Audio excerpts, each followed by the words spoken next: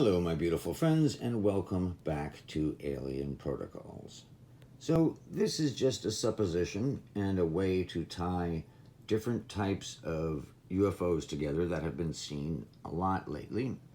And of course, recently I've been talking about this drone here that has been seen in at least 4 different cases with different videos that are pretty impressive. The one of this thing flying really fast right above the water between 2 people on the beach is really extraordinary. And they all have it look like this, with this kind of a lot of lines and delineations on the surface of this. So we did some exploration of this, and it was involved in another case, and I'm going to try and weave together how these could all fit together with a certain philosophy, I guess, or theory as to what they're all doing. So, of course, if you've listened to this channel, we believe the most valuable thing in the universe is not monatomic gold or diamonds, it's information, data. Knowledge is power. Data is power. So you would think a very advanced race would want to accumulate knowledge. They would be on a mad hunt for all that is knowable. So it's kind of like a giant game of Pokemon. So life forms are a very dense source of data, not only in the form itself, but in its interaction with the environment and other species. So a biosphere is really just packed full of data and information. So we would think that they would likely learn the information, perhaps even collect samples of everything. So in keeping with that notion, here is one of the smaller drones, a mission drone that is tasked with getting samples. So here we see it getting some samples. Sample. Then the old mission drone over here flies over to our friend the Tic Tac.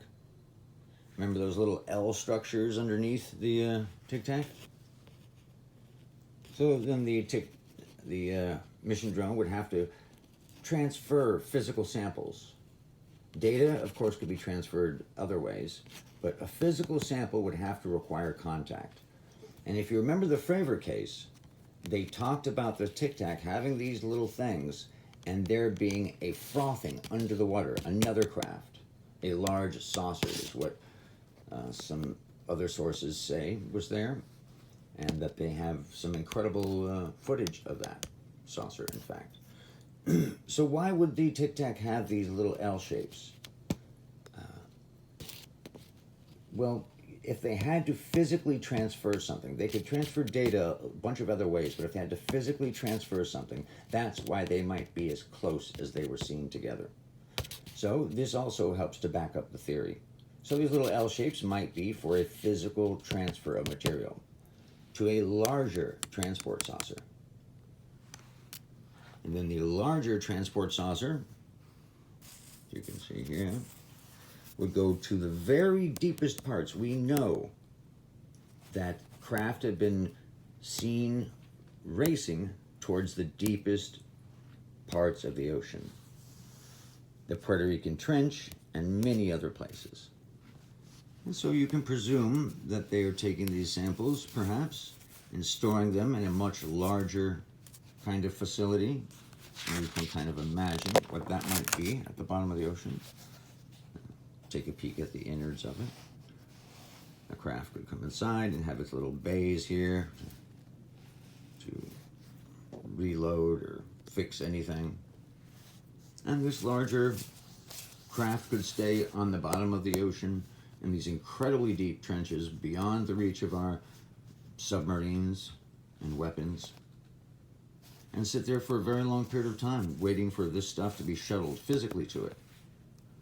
And then perhaps, after a while, when there's enough of this stuff, these giant ships could then go off Earth to a giant mothership. This giant shape has actually been seen several times. There's a very famous case where pilots saw two of these over Guernsey. So, what do you guys think? From little drone to mothership.